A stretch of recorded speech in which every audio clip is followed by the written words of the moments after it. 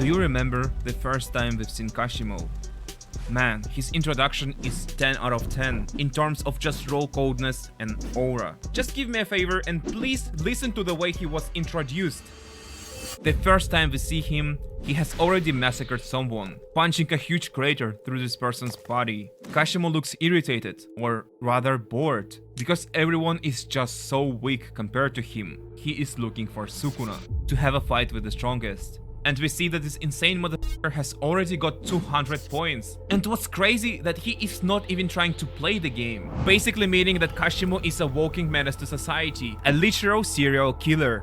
Since in the calling games you cannot, or rather it would be just a waste to straight up kill your opponent. When you kill a sorcerer, you get only 5 points, and all the rest of the points he had would just vanish. So it's reasonable to make your enemy transfer the points, instead of just straight up murdering the target. But not for this maniac. It's only after he gets to 200 points, he even considers going through the game's rules. Meaning that Kashimo just went out on a rampage without a care. My point being is that the way Kashimo gets introduced into the story, it just screams onto the reader that this guy is not a small fry. So naturally, for me, one particular question rises up. How the f do we get from this to that? Kashimo has by far the biggest falloff in the entire Jujutsu Kaisen. He fell off even harder than Megumi. It's even worse than when Gojo got chapter 236'd. There used to be something crazy about Kashimo. Maybe because he was a crazy guy, but Kashimo used to be so fun to watch at. Every time he got a screen time, it was just a pure aura. And I fully understand how this information sounds now. But he used to be good. He has single-handedly dominated an entire colony. He was the reason why Angel ran away from her initial colony too. And his fight with Hakari? Absolute bellissimo. Don't worry, we are going to get to the Hakari fight. For some time, Kashimo has become the most favorite incarnated player for many people. And obviously, realistically, nobody has seriously thought that he's going to defeat Sukuna. But everybody just wanted to witness what this Kashimo has got in the trunk. Maybe he was gonna present us a better version of Madara versus Maita guy. Who would have known that he's gonna get baffled? So, how do we get from this Thunder God Giga Chat to a fucking farmer? I have to study that.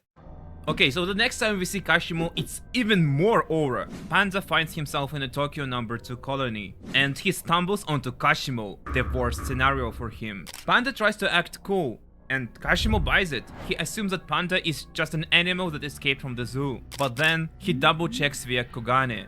And at the moment Kogane confirms that it is in fact a player. Kashimo attacks instantaneously, without second thought or hesitations.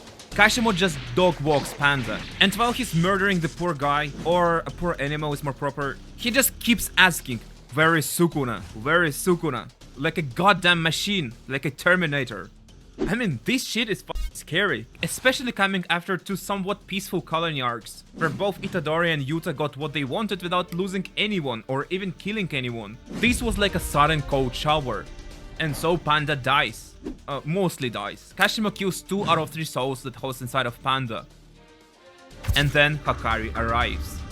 Now at this point Kashimo's stocks is at their highest. They are skyrocketing. One-shotting, yes, not the strongest, but a decent sorcerer Panda. And overall being this manic bloodthirsty fighter. This was just so fun.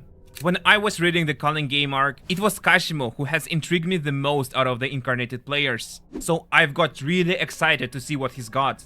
But the people who were reading these chapters live, they did not know what was about to come next.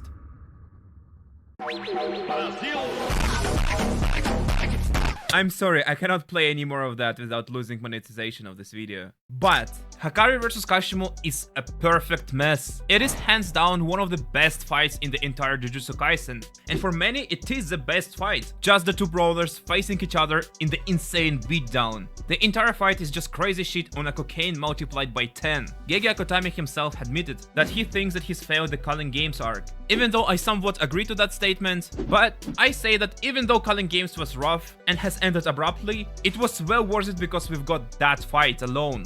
Also, I liked Yuta's 3-way fight in the Sentai colony, but it's past the point. Maybe it can be a topic for another video. I don't know. And so Hakari's immortality is being matched with Kashimo's insane lethality. The fight just never slows down. They keep going at each other, with Kashimo even almost killing Hakari. Luckily, he rolls 1 out of 236 probability and restores himself. After all, he is a professional gambler. After the fight is over with Hakari's clutch Jojo-style victory, we get to know that Kashimo was holding back all this time. And tremendously holding back. Kashimo was not using his cursed technique, as he holds it only to the one moment when he's going to meet the strongest sorcerer in history, Ryomen Sukuna. So Kashimo had an absolutely gas introduction. Then, every time he's shown, he is either killing someone or just aura farming. And of course, he's also been in one of the most gas fights of the entire manga. Everything just looks so fine and dandy for this guy, right? But then...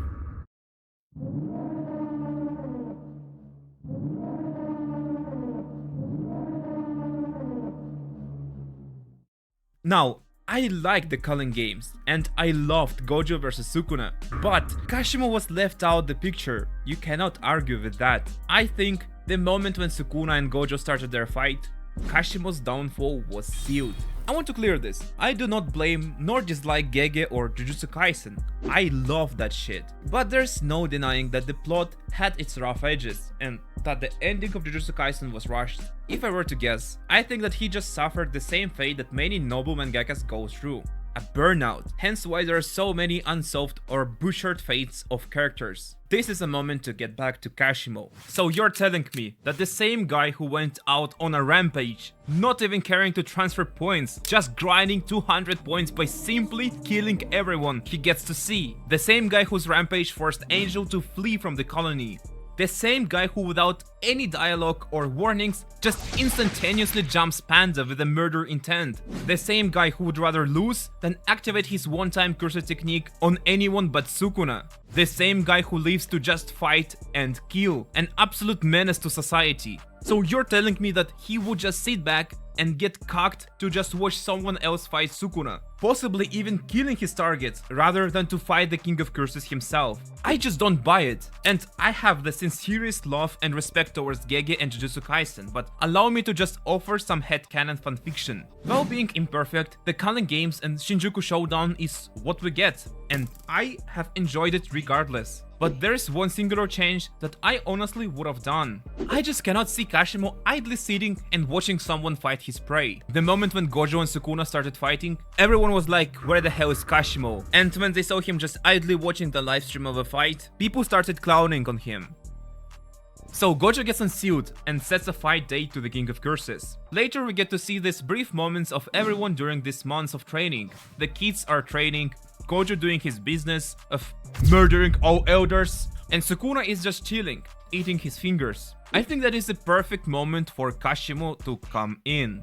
I mean, this guy is a sociopath. I would not expect him to just sit around and bond with everybody training. What I would rather expect of him is just saying "F all that" and coming to fight Sukuna for himself before the Gojo set date. This is also the perfect opportunity not to spoil the Gojo vs Sukuna fight, as anyone who simply questioned where the hell is Kashimo at has basically spoiled himself the winner of Gojo vs Sukuna clash. I mean that Gojo is not going to win this fight simply because Kashimo has yet to fight Sukuna. It is just a simple narrative thing. Instead, Kashimo coming to fight Sukuna beforehand is just perfect.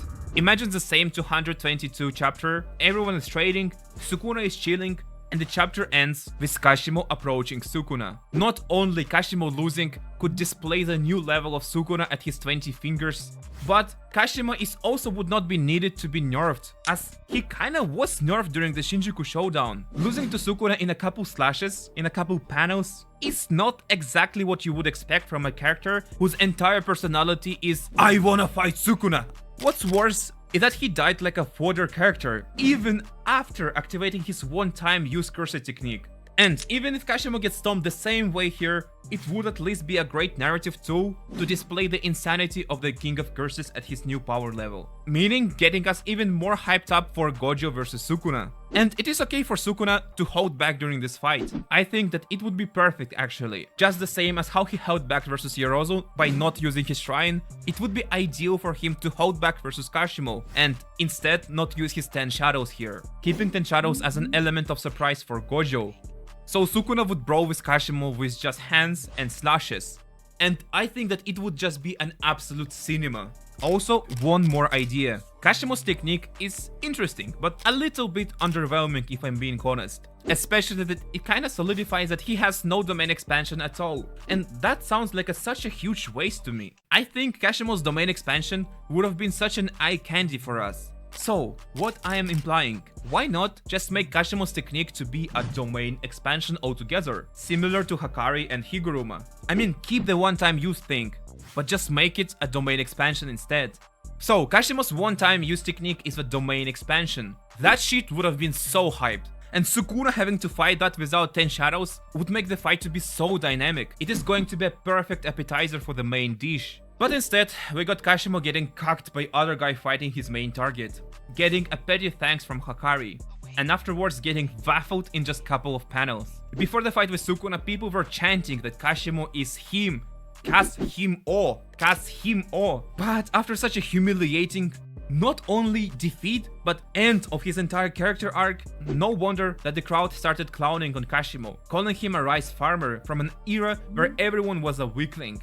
Kashimo is just a victim of the narrative circumstances. Gege wanted to end the manga and end it fast, so he had to cut some corners. I assume that is the reason why Kashimo was butchered, but I think that he deserved so much more than what he got. Kashimo was such an all gas no brakes character, and so many people loved that. But then suddenly, instead of keeping him going all gas and burning to the end, Kashimo got narrative breaks all the way down, until he was kind of inconvenient for the plot, hence why he got this infamous waffle treatment.